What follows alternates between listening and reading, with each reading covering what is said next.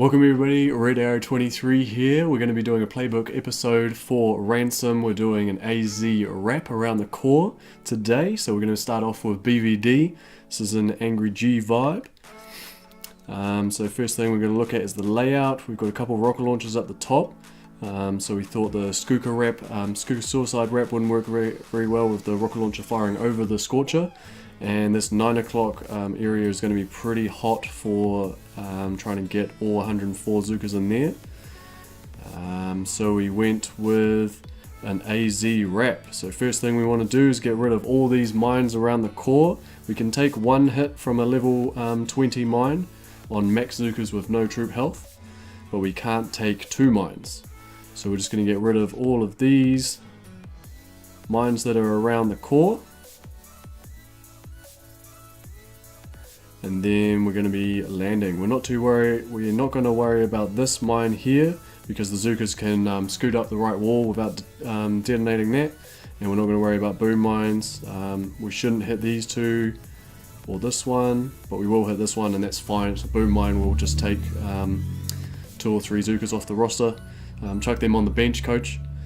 It's all good. Sometimes these shock launchers are rocket launchers, or sometimes there's a rocket launcher around here somewhere. And occasionally the range will be right on the top of the waves. If it is, depending on the exact sort of positioning, you can flare land your Zookas under those rocket launcher ranges. Just look at the replay, see the sort of line that these Zookas take when, I guess it won't work because we'll be a flag land, so they'll all move forward straight away. But check out the flare land line on a previous Ransom and see if they go up into their range. And we're going to be watching this machine gun range as we move forwards with the flag land right side.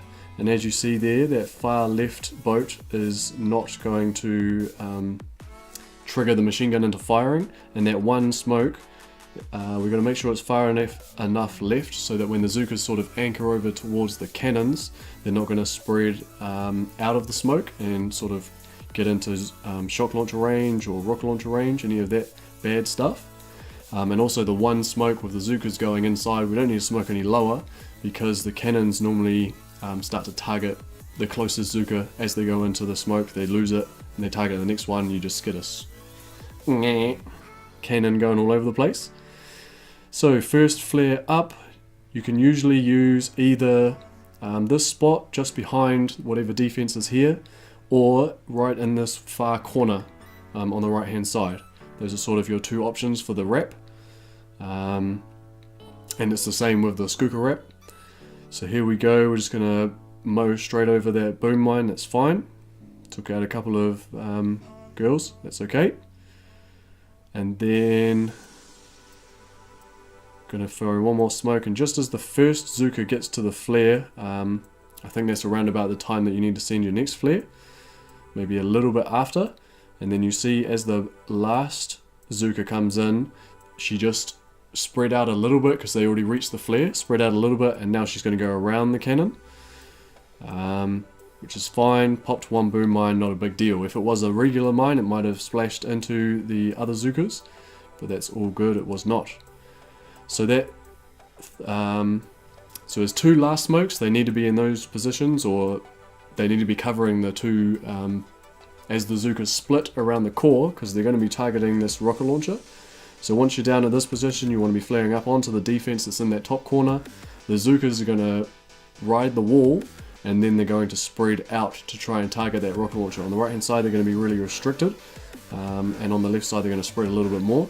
So you want to make sure that those 2 last smokes are perfect, and your 3rd to last smoke could be at the same time as well, and then you've got a little bit more fat. You're going to have to drop a smoke there anyway, so it may as well help you out. Or you can just drop it a little bit earlier, it's no biggie, as long as the 2 last smokes cover your 2 groups of Zookas. So you see, as we discussed there, once the Zookas are stationary, the left group are all targeting onto that rocket launcher, and they're all spread a little bit more, going a lot closer to these left mines. So just consider that. And these right Zookas are obviously really nice and tight because they don't have any room to walk. There's just the core and then just straight into the wall. So now we're flaring onto the core. So all the Zookas are targeting the core now, and we're just going to be throwing out our shocks to Depends on what's in range, obviously, for what you need to shock. Rocket launcher has the biggest delay, so we're going to shock that last, even though it's furthest away, so it's going to take longest for our shock to get there. And then we're just going to use some critters to distract the shock launcher and the machine guns. And there we go, 1 artillery, and that's pretty much the maximum damage that you could have done on a 2.1 million, just under 2.1 million a core. He did probably 1.5, I'd say, 1.5, 1.6, something like that. So nice work, BVD, mine clearing and AZ wrapping, and that's a 6-4 account.